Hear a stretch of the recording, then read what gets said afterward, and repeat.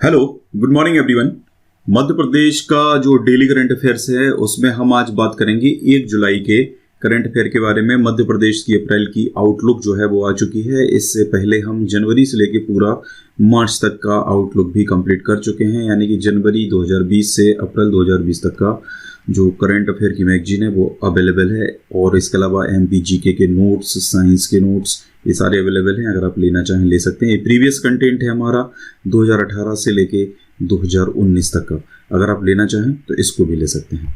कल एक प्रश्न हमने पूछा था कि कठीवाड़ा अभयारण्य किस जिले में स्थित है। तो इसका जो सही आंसर है, कठीवाड़ा अभयारण्य जो है ये मध्य प्रदेश के अलीराजपुर जिले में स्थित है। आंवरी गढ़ी का संबंध मध्य प्रदेश के किस जिले से है। तो इसका जो आंसर है वो शायद किसी ने भी कमेंट नहीं किया है। इसका जो सही आंसर है वो है आपका बड़वानी जिला। बड़वानी जिला में आंवरी गढ़ी है। आज का हमारा पहला प्रश्न है, ब्रह्म राक्षस नामक पुस्तक की रचना किसने की। निदा फाजली, गजानन माधव मुक्तिबोध, हरिशंकर परशाई या मैथिली शरण गुप्त। अहिरे लोक नृत्य किस जनजाति से संबंधित है, यह दूसरा प्रश्न। भरिया, सहरिया, बैगा और भील जनजाति। चलिए, ये हमारा देखिए SI की और कांस्टेबल की टेस्ट सीरीज है। अगर आप लेना चाहें ले सकते हैं। इन पे ऑफर जो है, ये ऑफर का आज आखिरी दिन है। इसके बाद ये ऑफर आपको नहीं मिलेगा। पहला प्रश्न है हमारा, किसे भोपाल विकास प्राधिकरण यानी कि BDA का CEO बनाया गया है। तो भोपाल विकास प्राधिकरण जो है ये बुद्धेश कुमार वैद्य जो हैं इनको बनाया गया है। अभी हाल में ये Madhya Pradesh state electronics development corporation जो है उसमें OSD थे, ऑफिसर ऑन स्पेशल ड्यूटी। ठीक है, इनको अब CEO बना दिया गया, यानी कि चीफ एग्जीक्यूटिव ऑफिसर बना दिया गया है भोपाल विकास प्राधिकरण का। ठीक है, और वर्तमान जो CEO थे अंजू पवन भदौरिया, इनको वैद्य की जगह भेजा गया, यानी कि Madhya Pradesh state electronics development corporation का CEO बना दिया है। उज्जैन स्मार्ट सिटी के जो CEO हैं प्रदीप जैन, इनको मध्य प्रदेश सड़क विकास निगम में मुख्य महाप्रबंधक बनाया गया है। ठीक है, महाप्रबंधक इनको यहाँ पर बनाया गया है। ठीक है, तो ये सारी चीजें याद रखिए। अगला प्रश्न है very very very most important, Madhya Pradesh के किस जिले से निष्ठा विद्युत मित्र योजना शुरू की गई है।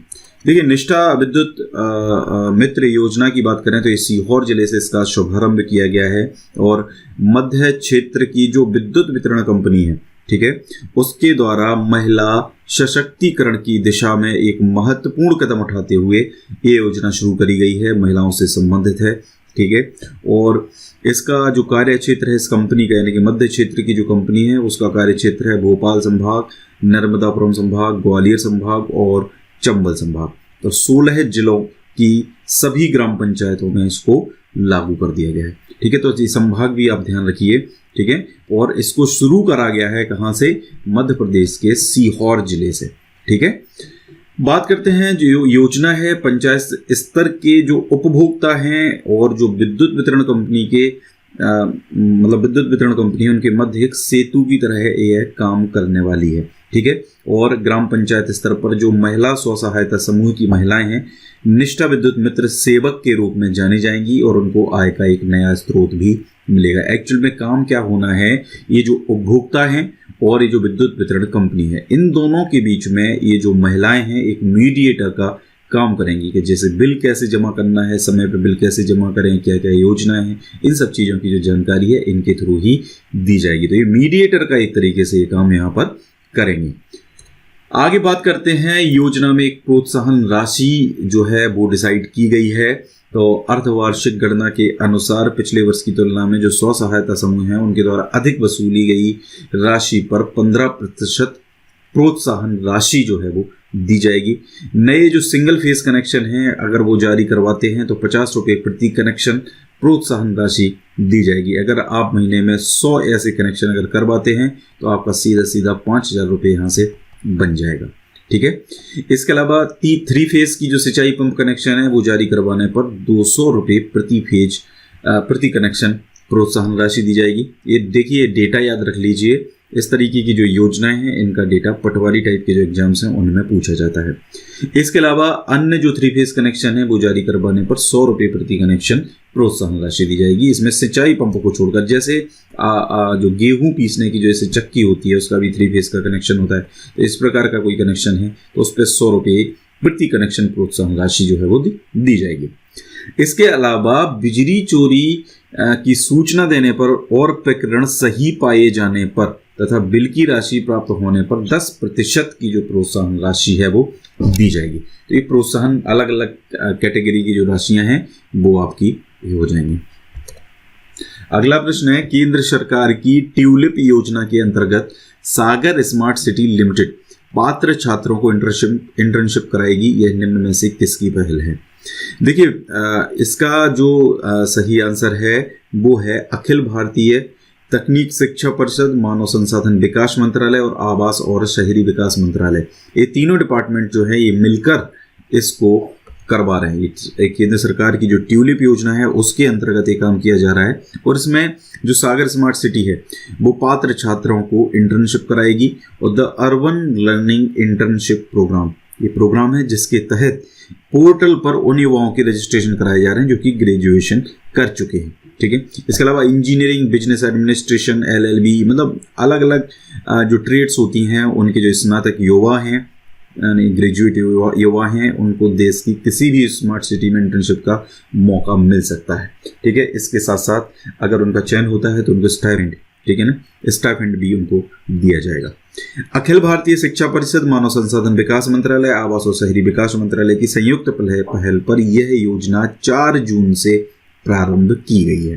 ठीक है, इस योजना का लक्ष्य है देश भर के शहरी स्थानीय निकायों और स्मार्ट शहरों में नए स्नातकों को प्रशिक्षण के माध्यम से शहरी स्थानीय निकायों और स्मार्ट शहरों के कामकाज का व्यावहारिक अनुभव प्रदान करना। ठीक है, जब वो वहाँ पे इंटर्नशिप करेंगे और आगे जाके जब वो वहाँ पे जॉब करेंगे तो उनको पता होगा कि सारी चीज़ें, उनको ट्रेनिंग एक तरीके से पहले पूरी मिल जाएगी। अगला प्रश्न है, नगरीय निकाय में कार्यरत सफाई कर्मियों के लिए लागू समूह बीमा योजना के तहत मृत्यु होने पर उनके परिजन को मिलने वाली राशि कितनी कर दी गई है? देखिए, ये जो राशि है ये बढ़ा के कर दी गई है 1 लाख।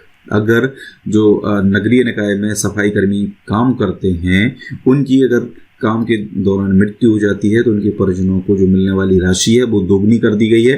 पहले सामान्य मृत्यु होने पर 50,000 रुपये और दुर्घटना जनित मृत्यु होने पर 1 लाख रुपये की बीमा राशि उनके परिजनों को दी जाती थी। 1 जुलाई 2020 से इसको 100% बढ़ा दिया गया, यानी कि सामान्य मृत्यु पर 1 लाख रुपये और दुर्घटना जनित मृत्यु पर 2 लाख रुपये। ठीक है, तो ये आपको दोनों चीजें ध्यान रखनी है, 1 लाख रुपये कर दी गई है और दूसरा 2 लाख रुपये, दुर्घटना जनित 2 लाख रुपये, सामान्य मृत्यु 1 लाख रुपये। ठीक है, और ये जो सफाई कर्मियों के लिए जो समूह बीमा योजना है ये अप्रैल 1988 से लागू है और इसमें अभी ये चेंज इतने सालों बाद किया गया है। इस योजना में प्रतिमाह सफाई कर्मी का जो अंश होता है वो होता है 25%।